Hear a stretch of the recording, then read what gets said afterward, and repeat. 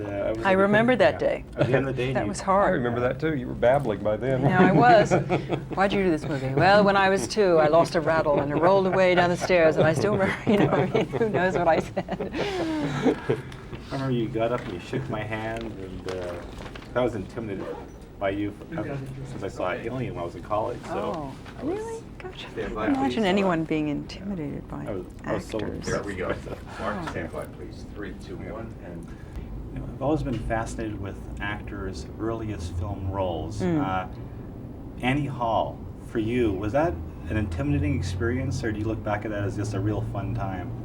You know, that meant so much to me. I remember the audition so clearly, because when I left, I actually walked into a broom closet. I was so nervous, because at the end of my audition, I auditioned for a bigger part, and I wasn't able to do it because I was doing a play, but I auditioned for this quite big part, and at the end, Woody went, and I thought, oh dear, that looks terrible. You know, this, if he liked it, he'd at least say thank you. Or, so I wandered into the broom closet, and then I had to come out again. And then to my surprise, he asked me to do that, and then I couldn't do that, so he asked me to do this little walk-on as a treat. And I thought, I'd still dying to work with him, you know. I don't know why. Here I am in New York, and I never have, but maybe I'll call him or see him or something and ask him. I've always been fascinated when people come up to actors and repeat lines to them from their movies or make jokes about their films.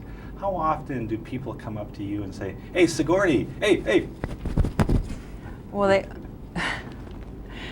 they've never done that. You're the first. You know, the one line they usually remember is say, "Gosh, I loved it when you came out in that machine and said, 'Get away from her, you.'" They do remember that line, but no one's ever done that. Allow me to be the first. Right.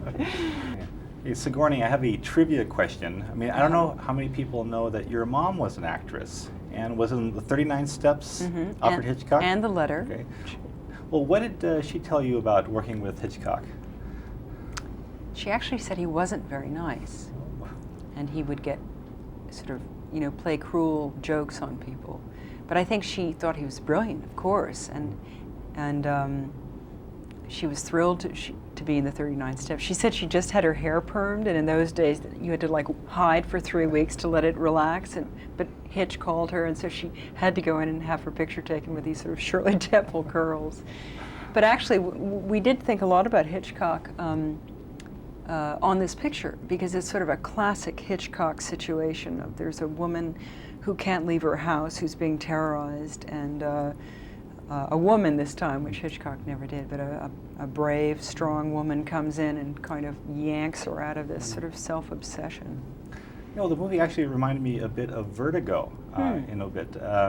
Yes. I was curious, the scenes with the bodies. Right.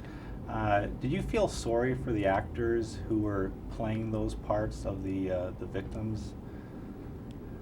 Well, you know, I'd only see them in the makeup trailer, and they'd be sort of very interested, you know, wanting to look as bad as possible. But it was scary then to see them suddenly looking that bad, especially if you'd seen them only half bad before, you know. It was very good makeup, I thought. Your fingers were flying on the computer keyboards.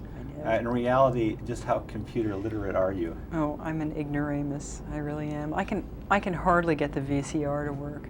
But I felt that there was a part of Helen that took over and made my hands dance around. I actually got more interested in computers than I'd been before. When you went to do the research and met with real-life forensic psychiatrists, were you a little nervous going into your first meetings about what they would tell you?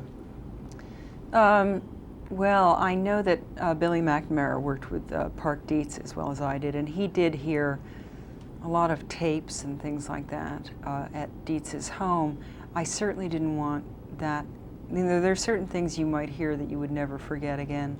And I'd already done so much research for Death and the Maiden that was, so I tried to really talk technically with Park, and in fact, these are very cool people. You know, they have a kind of lot of lingo dealing with the crime scenes and everything, and like anything, there's a whole sort of jadedness about it, and that was very helpful.